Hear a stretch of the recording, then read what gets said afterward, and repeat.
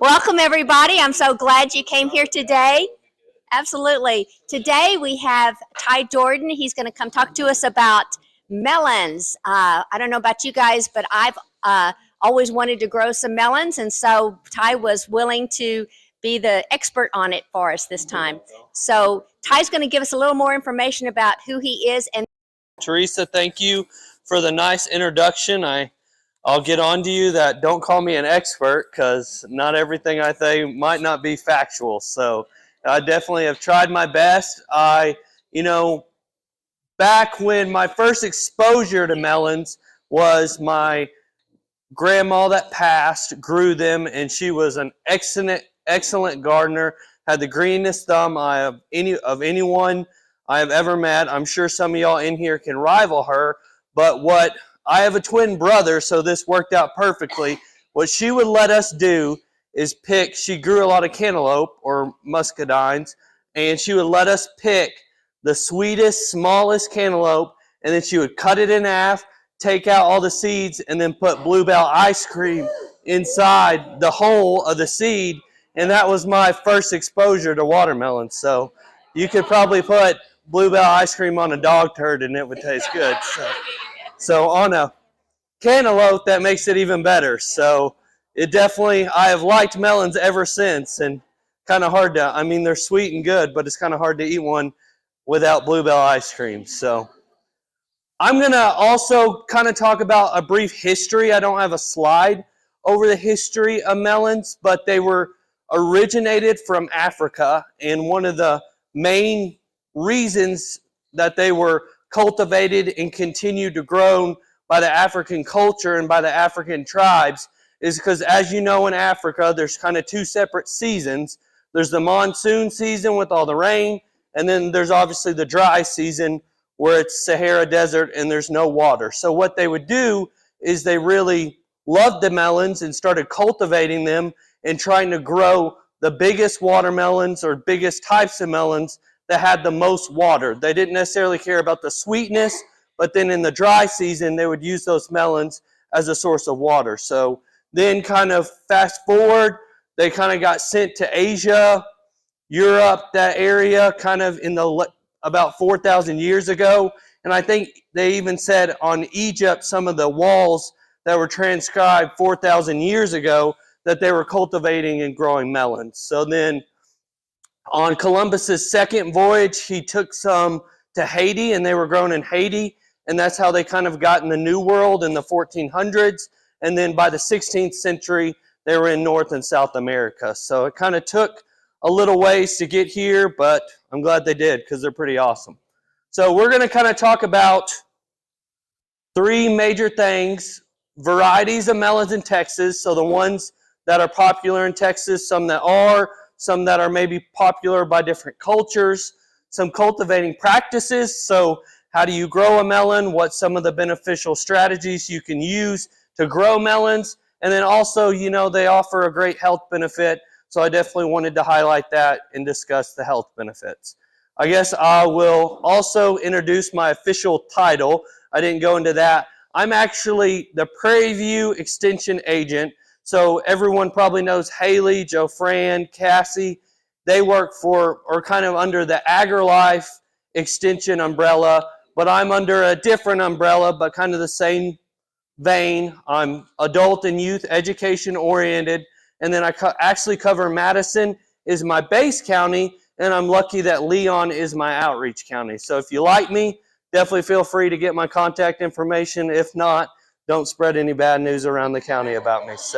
But I've loved being in this county. I've been here for about 2.5 years, and just the wealth of knowledge from a lot of y'all gardeners. And I want to definitely brag on the Master Gardener program. I have seen and been exposed to a lot of great Master Gardener programs. Leon County, I feel like, maybe I'm biased, but they probably rival and outdo almost every other Master Gardener program in the country. So, you're looking at like Harris County, Dallas County. Some of those bigger counties don't even have the impact. So I'm grateful that I was able to learn from a lot of y'all and continue to get education. So we're going to go to the varieties of melons in Texas. There's really 8 different subgroups. We're not going to talk about all 8 because some of those are more Asian-based and more culturally based, but we're going to highlight quite a few.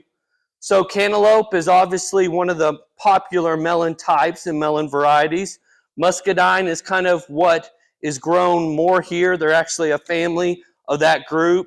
Honeydew is a popular one as well, and as we know, they kind of have a green, sweet color and interior, and then they're really juicy and fresh, and I mean, I love a good cantaloupe, so, and a good honeydew. And then watermelon is probably the most popular and the most, well-known around if you mention a melon to somebody. So that's the 3 kind of big popular ones in the United States, and especially in Texas. So Texas honeydew kind of takes a branch back, and that was a variety and a hybrid that was made in Texas to fit Texas climate and fit some of the weather patterns. Heirloom watermelons are really pretty, I think. They have all different colors and different flavors. You can get them, the standard red, you can get them orange, you can get some lighter pinkish color, and then just finding a variety that adapts to our local conditions, and I'll talk about that more. So I kind of want to highlight the journey of the seedless watermelon. It's kind of unique how the seedless watermelon came about and was made. It was really kind of invented to solve 2 issues that happened on the 2 issues that was facing the watermelon really from a commercial standpoint, is when they shipped the watermelons and got them, they get loaded on trailers or buses, then they have to get shipped and cleaned, that those seeds on a seeded watermelon would shake in the trailer and would destroy some of the meat. So that was one of the big reasons why seedless became popular in a method, so they could transport them multiple ways, and then while it got to the consumer, then they would get a good, product that still had the meat and the flesh intact. And then obviously the other big one is without the seeds, kind of helps the consumer not have to worry. I mean, it's more surface area of melon or watermelons, and then also, choking hazards for youth and stuff like that. You don't have to worry about that for a seedless watermelon.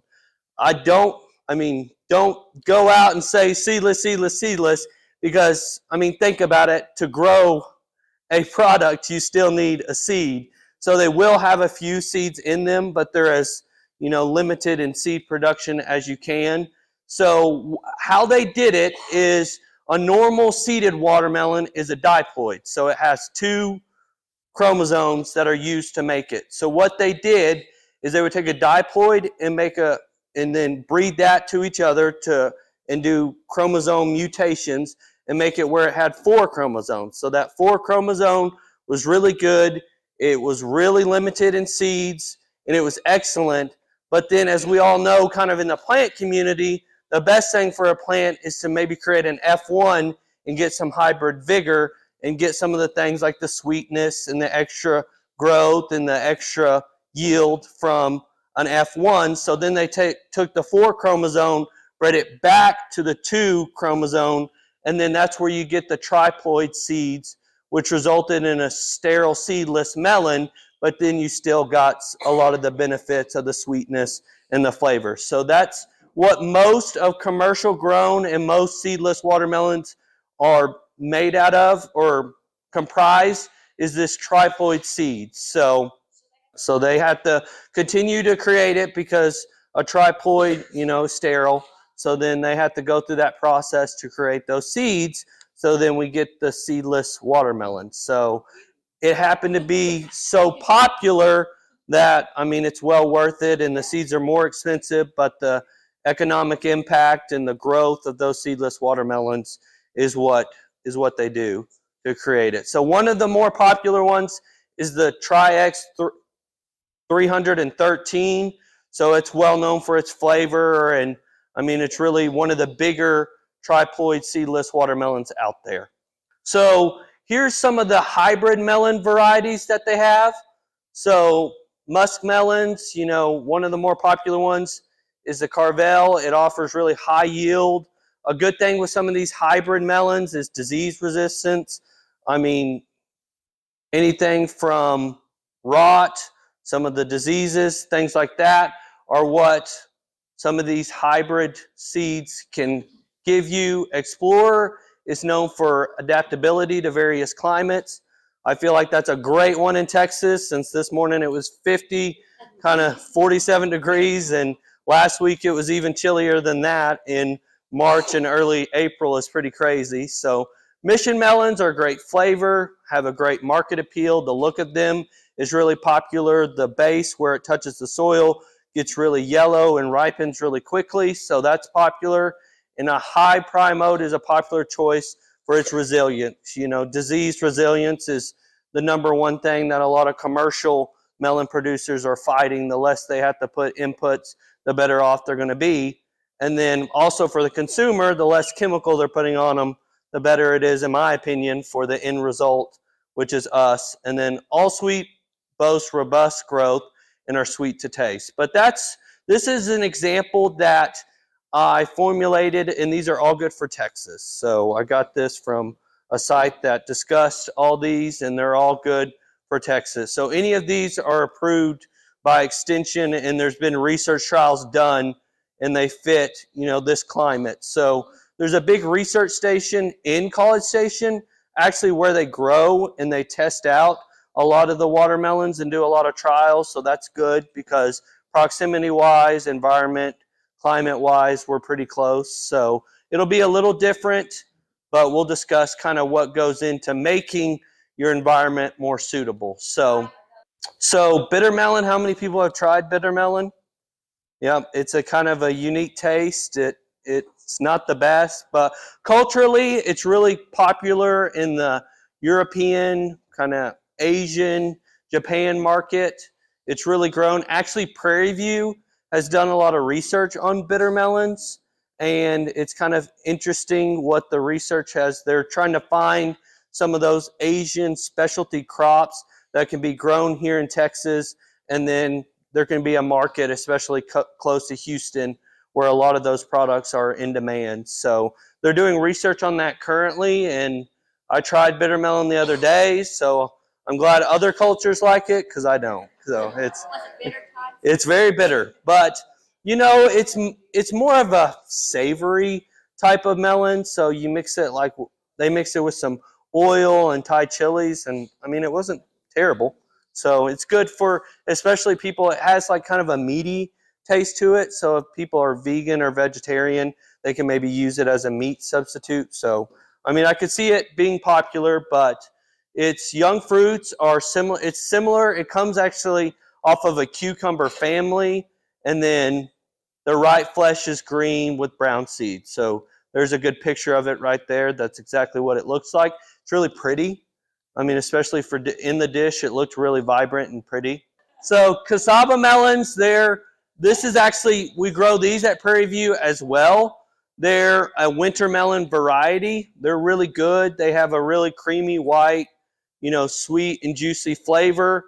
And they're good because a small, maybe family of two, 4 to 7 pounds, maybe a couple or a family of 3 can get that and be able to use it for their family. So there's similarities to cantaloupe. To me, it tasted a lot like cantaloupe. So I thought it was a pretty interesting one that I wanted to add.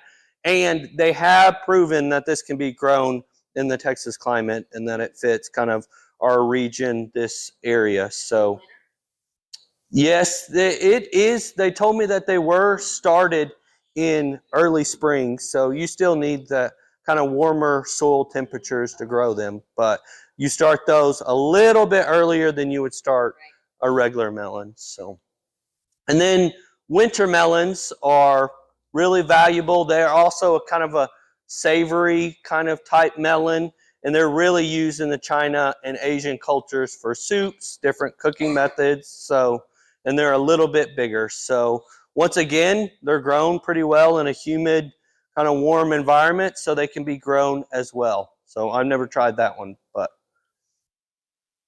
awesome. So cultivation practices.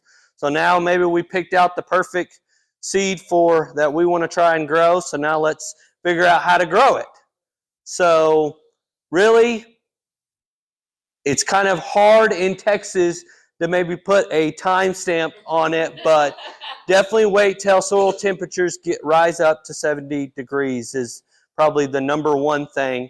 And they really, I said late March to early April, but maybe not this year. We might wait till late April to get the soil temperatures up. And, depending on a melon, 70 to 120 days depends on the species is the time it takes to become ripe. So we'll look at some other ways you can identify that, but usually with that date and time frame, June to August is when you would potentially harvest that melon. So 70 to 120 days is a range, but it'll be on the seed packet. And then use that for whatever melon you're growing or whatever plant. Use the back of the packet to give you that kind of estimate range. But so that's some of the key things to maybe look for when you're starting and doing a little site preparation.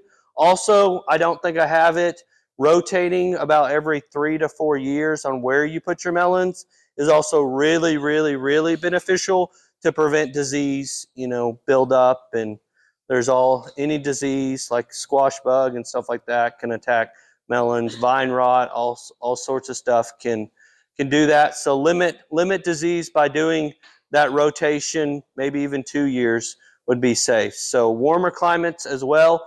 One of the big key things is a very well-drained soil. Melons love water, but they need a well-drained soil as well to get good growth and to get a good yield on them. So that's pretty critical. Moisture and sunlight, obviously they're water made up of 80 to 95% water, so they love to consume water and they need it all the time, but you just don't want, they consume so much of it that you need that well-drained soil so that they don't rot and the water doesn't sit on top of the soil. So one thing that they also recommended is if you do like using that black tarp, using that, black polyester tarp on the melon to prevent weeds, but also they said the main benefit is to help keep the temperature up. It'll be good at trapping that heat and keep the temperature increased when you're growing melons. So that's kind of a twofer, kind of kill two birds with one stone, is using that black tarp on the property to get the temperature really is the big thing you're looking for. But then you don't have to pull weeds, so there's another advantage.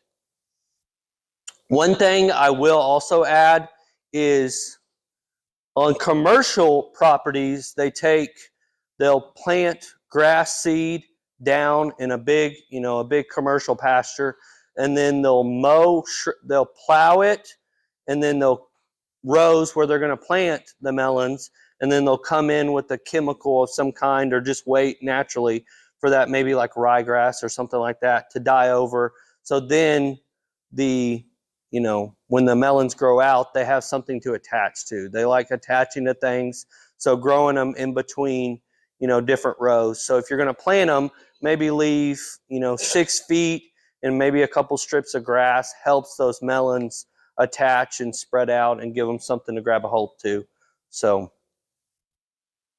site, that goes into kind of site selection, really 5 to 6 feet per row for just cantaloupe, other type of muskmelons, and for watermelons, kind of that 10 to 14 range. It's funny, some of these sites and some of the stuff I research is like 10 to 16. I'm like, why don't you just say 14? It makes it a lot easier just to say 14. But I read something the other day that said that 14 was 7 on one side and 7 on the other. Yes, that is correct. Yes, because they're going to grow out and, have a mind of their own. So definitely. So best grown in larger gardens. I've seen, people put them in raised beds and let them, kind of trussel down. I've seen them use different fence and different, types of paneling and stuff to have them grow up. It's really, whatever you choose to do in the space you have. I really think anybody can grow melons with the right preparation. So that goes into trestling. It allows them to thrive in smaller spaces. Really, I see cattle panels, that you can buy at Tractor Supply as maybe the number one thing. Anything, any type of old fencing or something would work. So also sandy loam soils. So that's, good depending on your site. In Leon County, you might have more clay, more black land, or, a lot of us do happen to have that good, well-drained sandy loam soil. So it's a perfect environment to grow melons. So most of the properties in Leon County could really grow melons effectively. So once again, heavy black land, clay soils are going to prevent maybe some growth of melons. It can still be done. You just have to make sure and maybe add some topsoil, add some sand, make sure and disc it and till it to make sure that site is readily available for those melons. So planting and harvesting methods. So choose the right seeds. We already went over that. Harvesting time for flavor. We'll go into that a little more.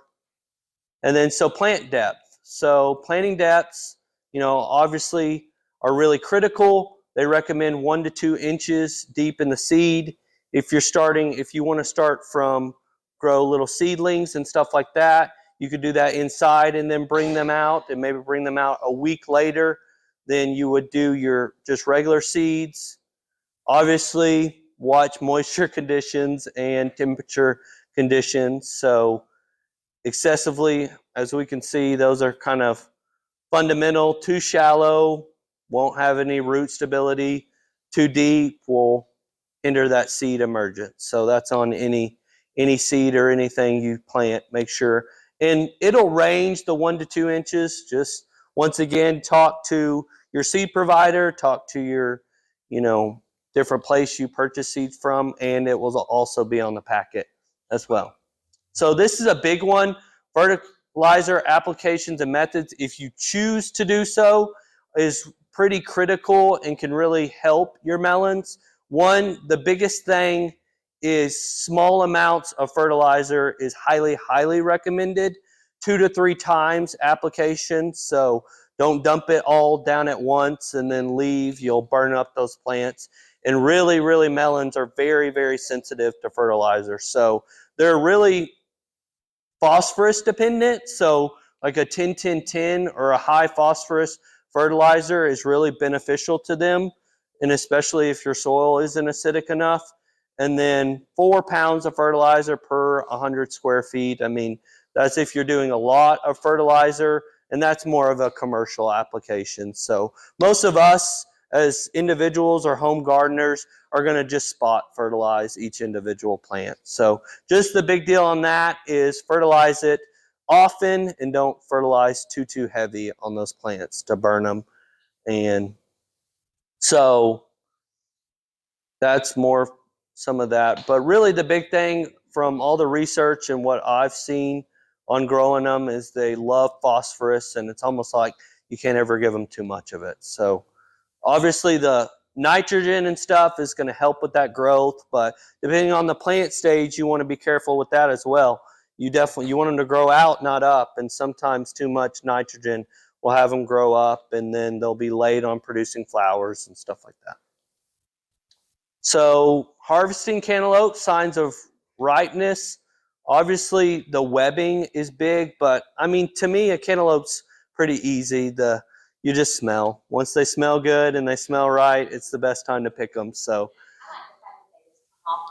yes, and that was literally what I was going to say next. Wait for that vine to snap off. I mean, those two things, smell and vine, can get you right where you're picking sweet cantaloupes pretty much all the time. And that applies for all different cantaloupe varieties.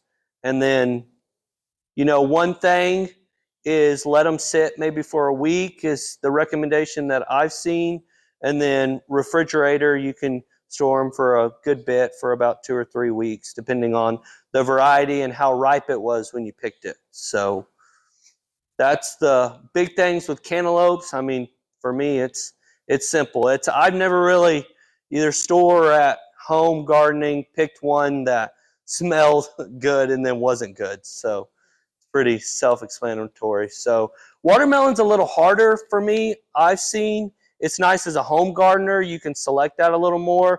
from the commercial side, depending on the time of the year and the pricing. Sometimes they'll pick them early when they're really, really expensive and the need and the demand is really high. When the demand slows down, they'll probably wait a little bit longer in the field and then actually pick them when they should be selected. As home gardeners, we can dictate that a lot. So when they're ripe, the two big things is probably waiting the recommended time for the seed packet. And then the two things that I follow is where it has contact to the dirt. You want that to be a creamy yellowish color. We've all seen that when we're selecting one in the market. And then also, not everyone knows this, but the wider the stripe gets, the typically sweeter and better the melon is. So that darker, and I'm talking about the dark stripes that are on a melon, make sure and get them or just look at it from width. I mean, we're just kind of comparing apples to apples when we're home gardeners. But normally, the wider the width of that darker green stripe is, the sweeter and better the taste is going to be. So obviously, the fun thumping and the sound, kind of a hollow sound, is probably the last thing you can do. But I feel like if you follow those first two things, you'll be, pretty good at selecting a watermelon. But that's a harvesting technique. One of the, big things with all melons is pollination, pollination, pollination.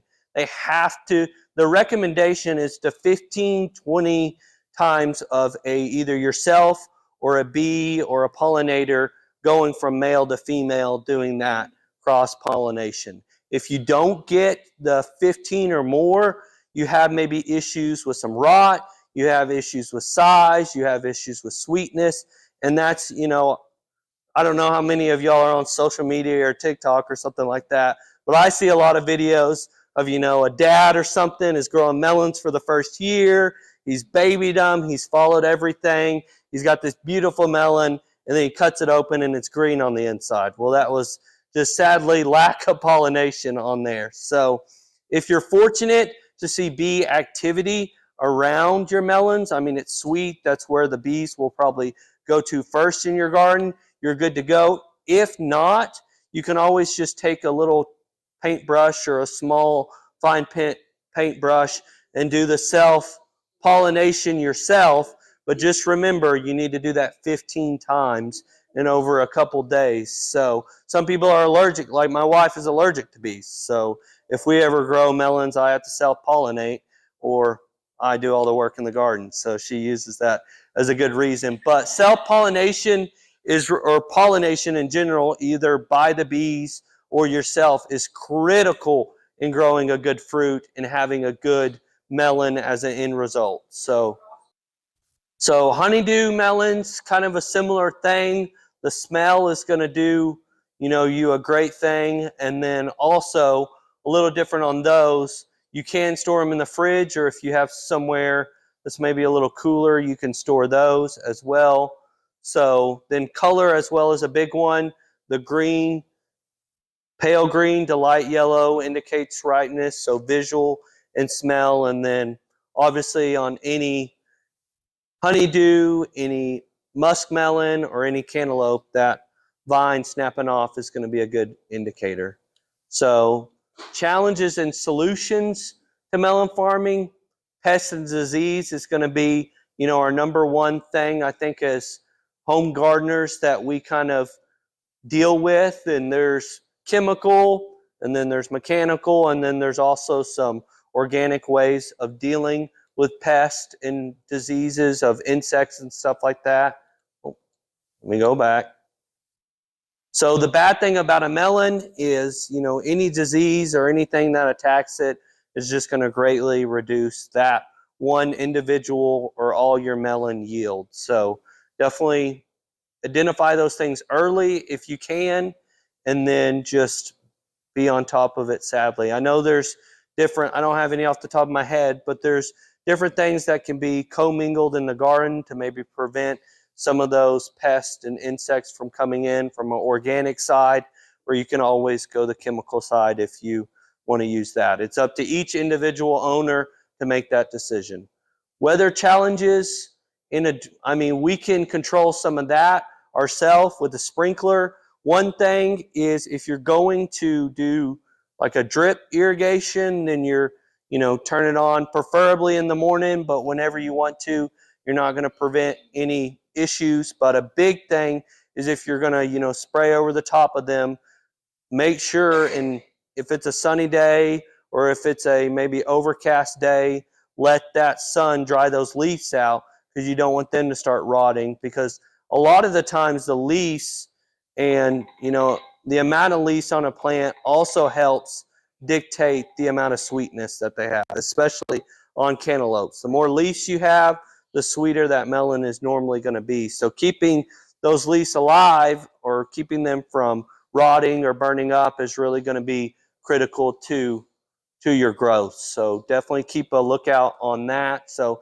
that's the big thing in weather challenges. You probably, in a well-drained soil, you probably can't water melons too much. They just, by their nature, they need water, so they're going to absorb as much as you can. You can underwater them, so make sure and watch that. But, the recommendation is get that ground pretty sopping wet and get on a good, well-drained soil. Maybe get half an inch of water standing and then let that soak in and drain through your melons. So that's probably the recommendation for watering.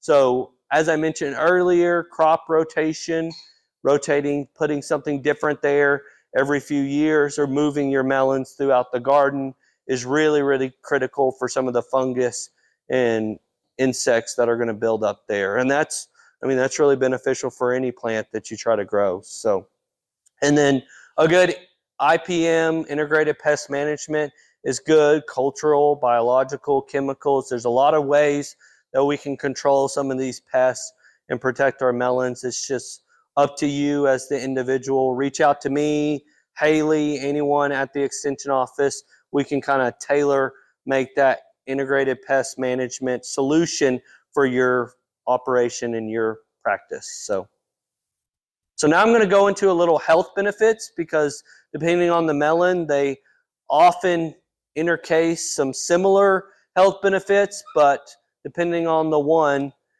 it can be really beneficial. So low in calories, that's probably the number one thing. Great for kids. If you want kids on a low calorie diet, anybody maybe trying to weight loss or just trying to consume less calories, they're a great snack or meal. Rich in vitamins. Well, I'll say that my wife, she's probably the only human on earth that overconsumes watermelon. One day I picked up a watermelon, took it inside, went to work, and then came back, and she consumed that whole thing in one day.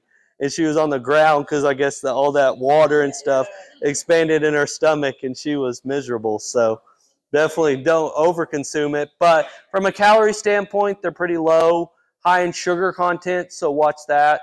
Rich in really good vitamins, A and C. So definitely summertime, or maybe when kids are sick or there's a virus going around, eating melons always beneficial to maybe increase your vitamin C.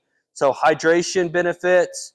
As I mentioned earlier, in Africa, that's the main thing that they were crossing them for, is just water retention.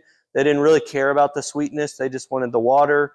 And then oxidation properties are good for pretty much all melons. So we'll go into a little bit of digestive health. So it aids in digestion and gut health. The main thing with that is water consumption. Also helps with your digestion. Nutrient rich, potassium, minerals, good for your overall health. So there's a lot of different ways you can incorporate melons into the diet. You can just cut them up and eat them, is probably the most popular. But melons in desserts, definitely melons in salad. That's becoming more popular now, with more recipes and things are incorporating melons into salad. And then even some savory melon dishes are pretty good. I tried it was watermelon infused barbecue sauce on chicken. I mean, it probably wasn't that healthy, but it was good, and it provided a unique taste. So they're starting to incorporate that into more savory dishes.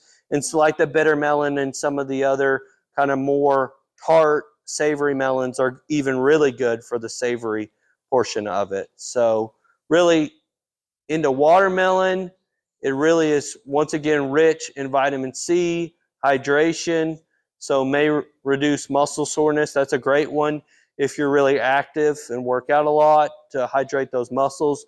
Or even if you have deteriorating muscles, you can use some melons. And then potentially, well, we'll skip that. I didn't realize I'd add that. But all the males in the room, if you read that, there you go. But health benefits of honeydew melons: rich in fiber, promoting healthy digestion, may aid in the risk of type 2 diabetes. So God willing that nobody has that, but if you do, honeydew melon can be a great additive to add to your maybe weekly or daily meal to help with diabetes. And then once again, like all melons, skin health.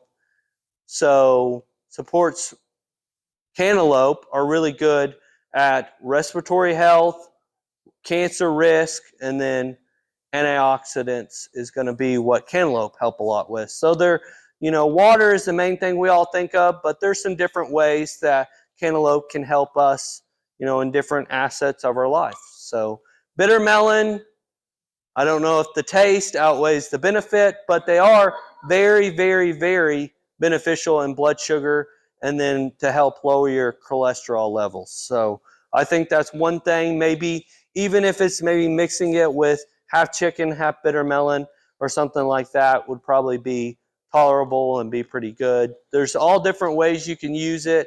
So, and then treating diabetes, once again, bitter melon is really beneficial. I mean, I will say, the people that I interact with at Prairie View that have bitter melon in their life are some of the most interjective, active people that I know. So it's got to be really beneficial and really help them out. And they said that they'll just cut it up there right off the plant and start popping it in their mouth like candy. So the conclusion is, keeping the agriculture tradition alive by growing this. I think it's a really, really fun thing. If you have kids at home, I don't know many kids that don't like consuming watermelon or a melon variety. So it's fun to get them involved. The cool thing about melons is there's always hybrids and always different variations being made. So you can plant whatever different type you have and be able to cultivate it on your property. And then really the health benefits as a good snack that has a lot of nutritional benefits to that. So with that being said, that is the end of my PowerPoint. I probably went fast, not too fast.